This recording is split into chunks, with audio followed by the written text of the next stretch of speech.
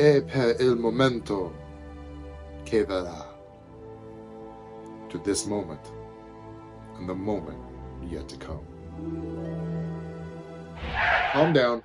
I'm not trying to seduce you into a night of passion. Today we're talking cocktails, and specifically the cocktails of the Fleming novels. We're also going to break down why you need this book in your collection. Please put your hands together and give a warm welcome to my guest today, the author of the unofficial and unauthorized literary guide to drinks in the Bond novels, The Spy Who Loved to Have a Drink. Please welcome Žiga Vižintin. Hello from Slovenia. Good to see you, my friend. Good to see you. Good to be on the pod. I'm a long-time fan, so it's fantastic to be on it. Well, thank you very much. You're too kind. I really do appreciate that. I am now a huge fan of yours, and I really do appreciate you coming on to talk about this. And I am so excited for The Spy Who Loved to Have a Drink.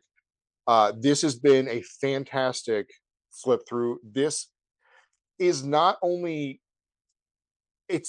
fun, it's not only accurate, it's extremely informative. So for people out there who love the concept of building different cocktails, you want to have something that's authentic from Bond, you're going to get a lot of context from this book. So very excited to have it in my collection. Before we get into some of my questions, I did want to talk about my favorite drink. And I wanted to see if you could kind of break this down for me. Okay? Mm-hmm. All right. So page 14, whiskey and benzodrine. Talk to me about this one. This is such, and I'm gonna pick your brain. I'm gonna call you out on pages and everything. Yeah. I want you to talk to me about why this was so prevalent in the spy industry in the era that it was, and why maybe some people should not be trying to emulate that today. Yes, well, that when I was writing it, I said I need to put in a sentence like "Don't try it now," because this, used to be a common practice for spies, for military personnel, aviators, like in the 60s, 70s. Basically, for people who don't know, benzodrine is like a stimulant, a stimulant which is now probably not legal for sure, because it's not particularly good for your health. But military personnel, aviators, people who needed to be awake, alert, like our favorite spy Bond, commonly used it on long missions, like 2-day missions. You need to be awake, you need to be concentrated on your tiptoes. They used it for that extra edge.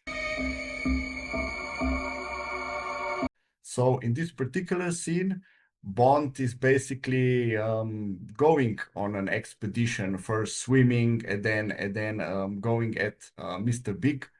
And he's basically mixing whiskey with benzodrine, so two things that you shouldn't mix, but he is mixing them. And I mean, the description Fleming has for this scene, to me, it's just fantastic. It's such a good read. I mean, the sun is going down. He's pouring himself a whiskey, I think, on some ice cubes, and then he's mixing benzodrine on top it. And the description is just so long. I think in the Fleming's book, it's like more than one page. And it was just, I mean, for me, a lovely example of how, because I dedicated one whole chapter in the book to which drinks Bond uses to give himself courage. Right. And I think it's a good one to touch on because, again, at home and for YouTube, anybody watching, we are not promoting this beverage. Do not go out and seek these combinations out, especially this one specifically. Do not seek this out. However, when we're talking about escapism, we're talking about the spy world and people who are living on the edge. They are going into situations where they are going to have to be taking lives and potentially losing their own life. I feel like it's really good that Fleming gets in the headspace of where someone like this would be. He's wanting to really show you how he's going to use everything in the arsenal to sharpen his wits, to calm his nerves, and to be mission focused for success. Yeah. And I think it's also a nice contrast to literary and the movie Bond. The Oh literary yeah, Bond is so deeper. He has fears. He's thinking about things. He's not just like diving in. So I think this scene nicely points out what are his reservations. He's thinking about the dangers, what could go wrong, and so on. And then basically he admits himself, and to us, to the readers, that he also needs to take a step back, look at it, and then muscle up the courage to do it. yeah, It's not like movie Bond coming in the scene, shooting all over. No, he's taking a step back. He's looking, he's thinking, he's got fears. He's the same as us. So I really like this human side, which comes out in many of the novels, and this scene is a good example of it. I agree. I could not agree more. That was kind of just a palette starter, just to kind of get the synapses firing here on this topic at hand in the book. So, question one in chapter 11, titled "At the Same Table as Bond." You walk us through the remaining real world bars and locations that Fleming wrote about. Fans can still visit these locations while traveling and have an exclusive kind of 007 moment of their own. Tell us about your process to catalog this extensive list of spy watering holes. And specifically, I want to talk about this is a completely selfish motive here. I want to talk about the bamboo bar from You Only Live Twice that is now inside Hotel Akura in Tokyo, Japan. This is probably one of my favorite chapters in the book. I mean, So good. just the fact that there are still bars that were mentioned in a book that was written 60 plus years ago. Some bars and some locations, hotels are made up. Some are actually named in the book as they are in real life, real world. Yeah. Right? So I think I counted 13 of them that are specifically mentioned in the book, hotels and bars that are still operating now. Yes. And basically, the process was the same as with drinks. I think reread all of the novels 3 times back to back. Physical copies, no ebooks, no nothing. I'm a purist. I like the old style physical books. So I read them all 3, 4 times. I just jotted down whenever I found the drink, I found the location. And then for the locations, then I went checking them out. Okay, is this an actual place? Is Right. this still open? During the internet and of course some connections around the world made it easy because some things are not so easy to find. So I had to double check with friends around the world. Hey, is this valid? Is this true? So I think I counted now 13 places, 13 bars where you can still have a drink, maybe even the same one that Bond orders in the novel. And for me, it's just mind-bending that this still exists. Just 3 months ago, we went with our family to Venice and we went to one of those bars. We went to Cafe Florian on the St. Mark's Square. It's just fantastic. And I had the book with me, the original novel, when it was named, and I ordered the same drink. I ordered an Americano, and it's just such a great feeling that you can relive it now. And it's Right. a big time gap, a big, big, big time gap. Well, and I think it's a way to experience Bond that's almost like a hidden gem. Not everybody's going to know it. You might be with friends and they may not understand why you're ordering this drink or why you were so hardcore about going to this location or this restaurant or this bar. But then you get there, and even if you're just by yourself, having that moment and saying, this is what it would have been like to be a spy from the perspective of Fleming as he's writing these novels so long ago. And I love that, like, in the book, and I'm going to show this here, but I'm going to show a close up of this page. So I love that you not only give the name of the bar, but then you also give the film that it's from, you give the era, you talk a little bit about it, and then you actually include the excerpt from the book where he talks about that moment and that drink and that location. And I thought that was extremely diligent on your part, for one, because you really put a great list together here for people to not only create some fun cocktails at home, because you also give, there's the ingredients. We talk about the ingredients and everything in each one of the drinks. You break the cocktails down, which is fantastic, but it's giving that one little extra oomph to really let the reader dive a little further in understanding where this came from and why it was so important for that moment in the book. I really wanted to focus on the novels and really be specific about it, like in which scene, which context, because I mean, at the end of the day, it's all about the context. And that's, I think, one cool part about Fleming and Bond, that it's based on real locations, Yes. real drama, real happening, and you can visit those things, relive them. And as you said, you put yourself back in that time, you really get a feel for it. If it would be science fiction made up, happening in space, you wouldn't be able to do it. But now you can go, like, you have places in America, in Europe, we have places in Asia. You can go, it's not that far, and you can go relive it. I mean, it's a one-off thing. I mean, and I'm really, I think we are all lucky that like 13 such places, I hope I didn't miss any out, still exist today. They have remained open until everything that's happening in the world. I mean, that's just a crazy concept to me. It's just another example of how this franchise has stood the test of time. Yeah, and that's why I think it's a certain unique element. I get it. Well, Žiga, you did a fantastic job, man. But you talked about a unique element, and I would be remiss if we did not talk about the unique element that I love, and that, of course, is the villains of James Bond.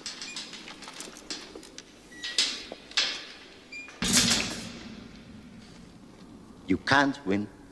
Agents, if you're liking the content, please go ahead and shoot that like button for me. It really does help the channel reach new fans just like yourself who love James Bond. So 2026 is going to be a really big year for the channel, but I need your help. I'm trying to get to 10,000 subscribers. Best way you could do that, obviously you're a Bond fan, go ahead and make a comment down below on this video. Subscribe to the channel if you haven't already, and share this with a friend or tag them below. All of these things tell the algorithm to find new Bond fans just like you and me. Okay, let's go ahead and get back in the video. In chapter 9, titled Drinks of the Bond Villains, you talked about how sometimes the drink ordered can be, and I quote, a crack in their soul and at times a silent prophecy of their fate. First off, chef's kiss. That's such a great quote right there. But explain to me what you meant by what you're talking about here. And let's talk about Goldfinger specifically and his choice of that vintage 1953 Peisporter. Is it the Golterschen? Goldhofen. Golthofen? Yeah. It's Golthofen, Golden Drop. okay. Golden Drop. Yeah. The Golden Drop, yeah. Golden Drop. Well, with the villains, I will say as much as the same as with Bond women and the villains, I think Fleming was really using the drinks as metaphors for like characters of the villains or of the women or their future destiny. They really are, I think, stuck out to me. Let's say if we go with the example of Goldfinger, yeah. One thing also interesting, a lot of villains don't drink alcohol. This is also one thing that I found interesting. It's not like you would expect there would be a typical loud, arrogant villains drinking heavily or something. No. I think in many of Bond's villains, they are like really chilled, calm. Of course, everybody a bit extra in some way of character, but they are not drinking alcohol. And here in this chapter, Fleming even describes that Goldfinger. This is a scene where Bond comes to his villa in Geneva, and they serve him this fantastic wine, which is still produced. It's a fantastic German wine, one of the most well known. And Goldfinger explains to Bond that he himself is not having any alcohol because he is a chemist and he knows all alcohols contain poison, and he wouldn't like to have any poison. So he only offers the exceptional wine, of course, the Golden Drops, Goldfinger Golden Drops to Bond. Yep. And Bond really comments it that it's a fantastic wine. And he's impressed because Goldfinger wants to show the wealth and everything, yeah. But he himself, he's staying away from it. So I also found this really interesting. So it's such a contrast to Bond. Here we have Goldfinger who likes to show off, but he doesn't drink alcohol. And Right. yet he served Bond this fantastic wine that you can still buy.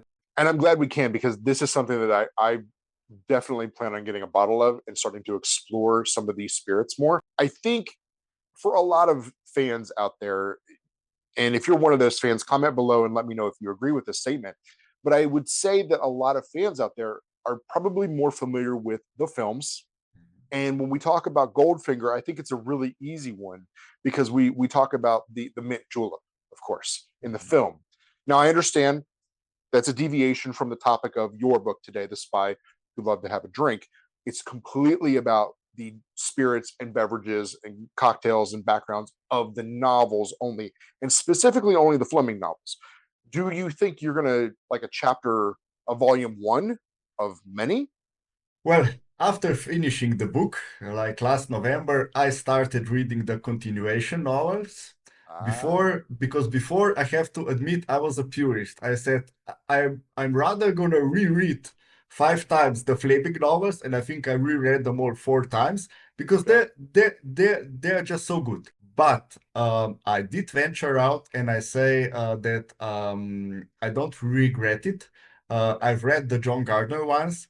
They are really good, really good in my opinion. And now I am moving forward. So I think I read now 7 continuation novels already. Ooh. Colonel Sun, and then I read the Gardner ones, and now I think I've got this somewhere here. Oh, now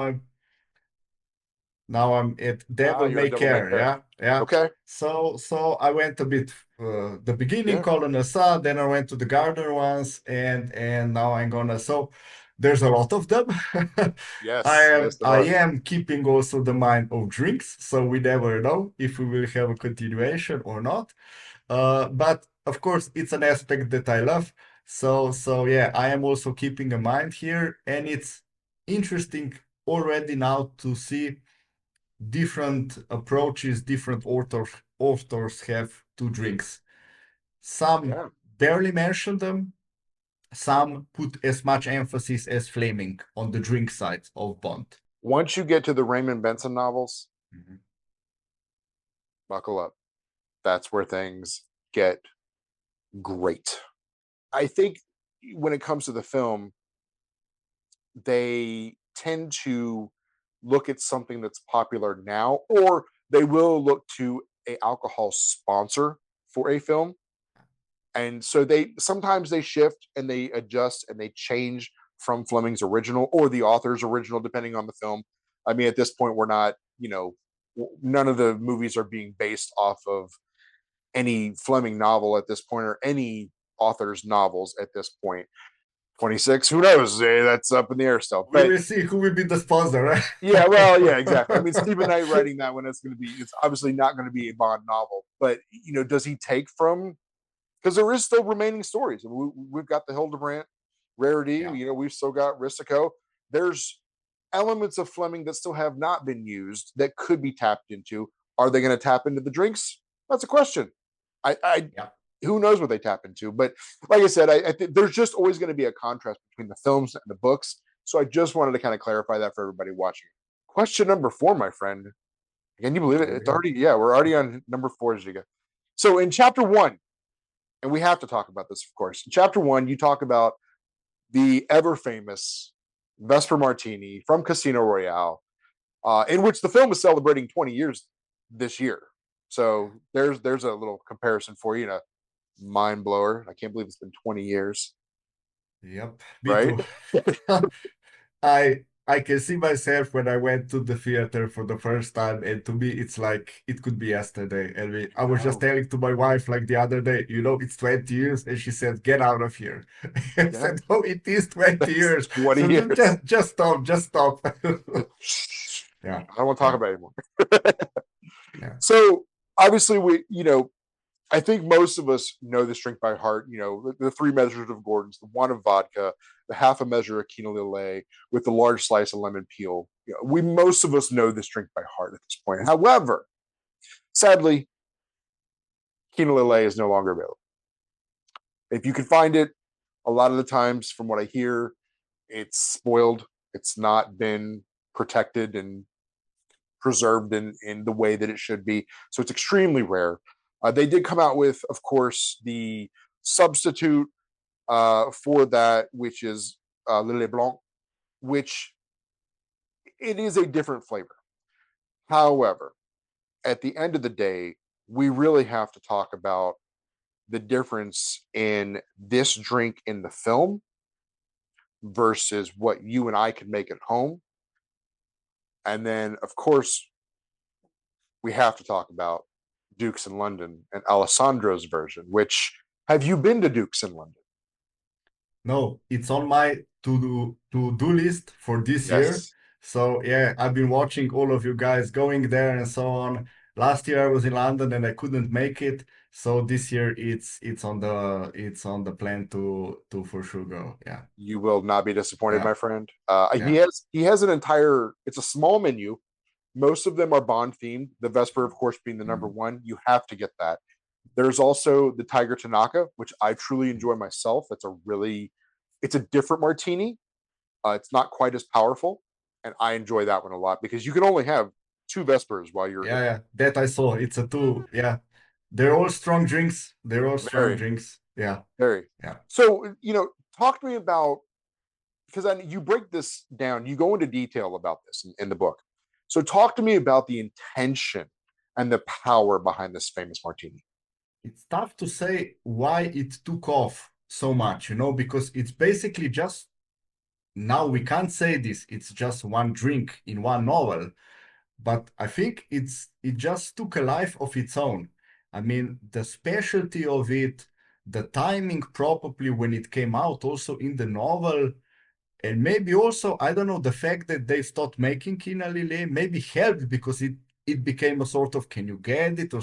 I mean, it took a life on its own, and it became like, from something that didn't exist, from a made-up drink, it gained world popularity with Bond.